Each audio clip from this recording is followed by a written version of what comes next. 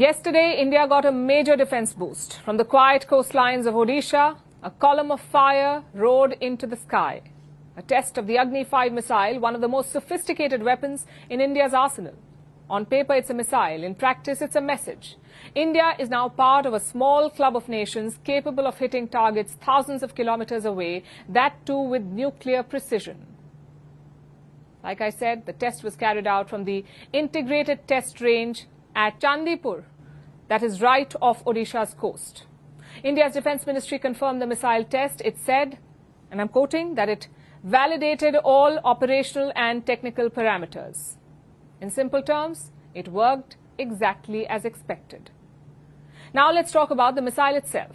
The word Agni means fire, and this missile certainly lives up to its name. The Agni-5 can travel more than 5,000 kilometers. That covers almost all of Asia. 5,000 kilometers, including northern China. Also some parts of Europe.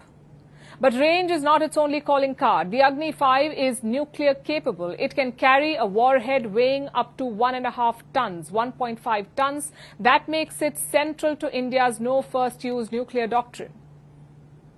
Think of it as the ultimate insurance policy. It is not meant to be fired first, but it does guarantee retaliation if push ever comes to shove.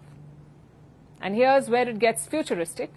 The Agni-5 is designed to eventually carry MIRVs, multiple independently targetable re-entry vehicles. The MIRV is basically a missile equipped with multiple warheads. It can hit a range of targets in a single strike. China already has this weapon, by the way. It has this technology. So does Russia, the United States, France and the United Kingdom. So India is part of an elite club now. In fact, this test comes a year after the Agni-5 was first tested with an MIRV. The last one was on March 11th, 2024. So this one brings it a step closer to operational readiness. However, it will still take a few years for the Agni-5 with MIRV to become fully operational. But even then, it's a major defense milestone. And here's something equally important. The Agni-5 is fully indigenous, made at home, made in India, developed by the DRDO, India's Defense Research and Development Organization. So this is a missile designed, developed and tested entirely in India. And the Agni-5 is not the only one. It joins earlier Agni missiles, which cover ranges from 700 kilometers to 3,500 kilometers. Together, they form the land-based backbone of India's nuclear deterrent.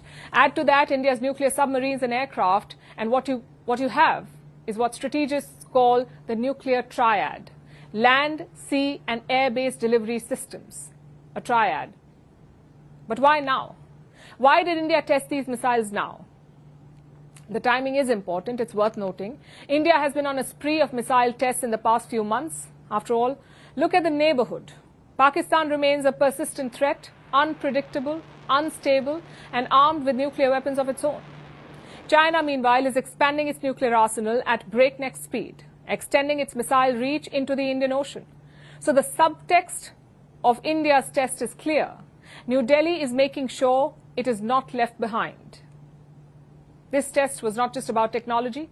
It was about signaling resolve to neighbors, to rivals, and most importantly, to the world.